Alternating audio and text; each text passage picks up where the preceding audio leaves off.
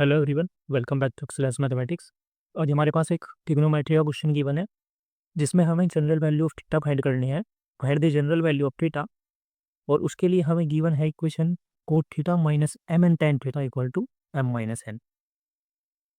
सो given equation है cot theta minus N into tan theta equal to M minus N.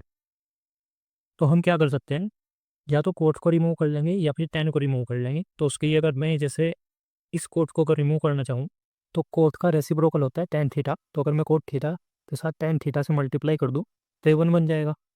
तो क्या करते हैं हम, by multiplying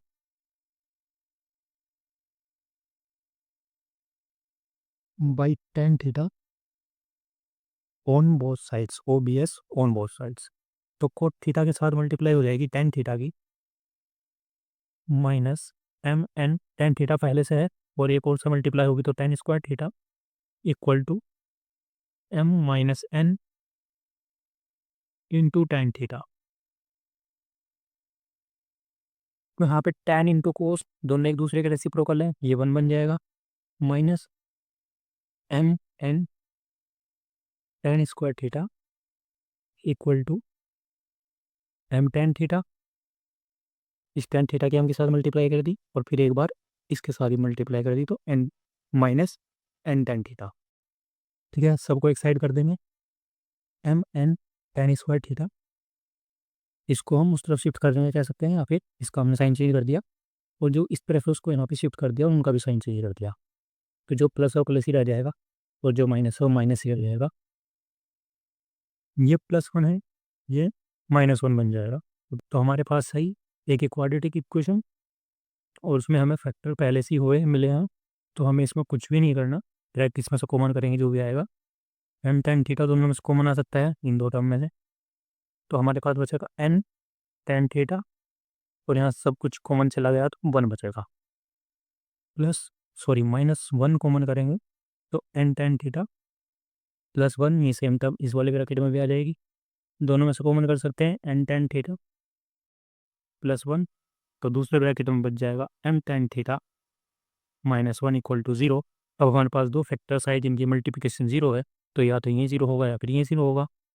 if M tan theta plus one equal to zero है, अगर ये वाला जीरो होगा तो टेन थीटा क्या आएगा, माइनस वन, और ये एन अपॉन में तो माइनस वन अपॉन एन, यानी tan theta equal to tan into tan inverse minus one upon N.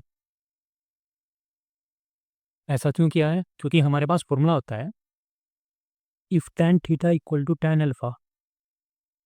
अगर टेन थीटा टेन अल्फा के इक्वल हो तो थीटा की जनरल वैल्यू आती है एन पाई प्लस अल्फा, ये फॉर्मूला है।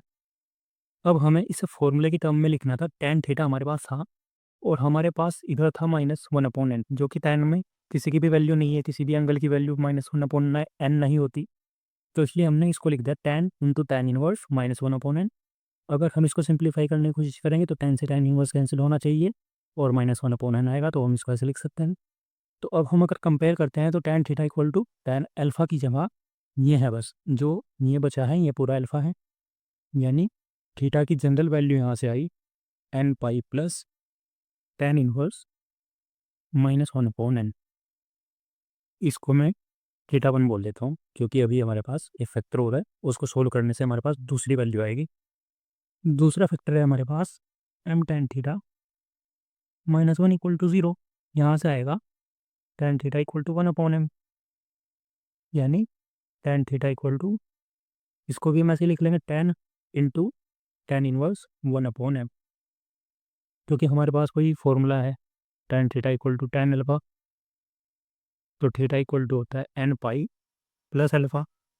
अब हमारे पास अल्फा का काम कर रहा है ये, तो हमारे पास थीटा की जनरल वैल्यू आई N pi plus tan inverse one upon M. इसको हम थीटा टू बोल देते हैं। तो हमारे पास जो आंसर्स हैं वो आए हैं थीटा वन और theta two. Theta one N pi plus tan inverse minus one upon N और theta two N pi plus tan inverse one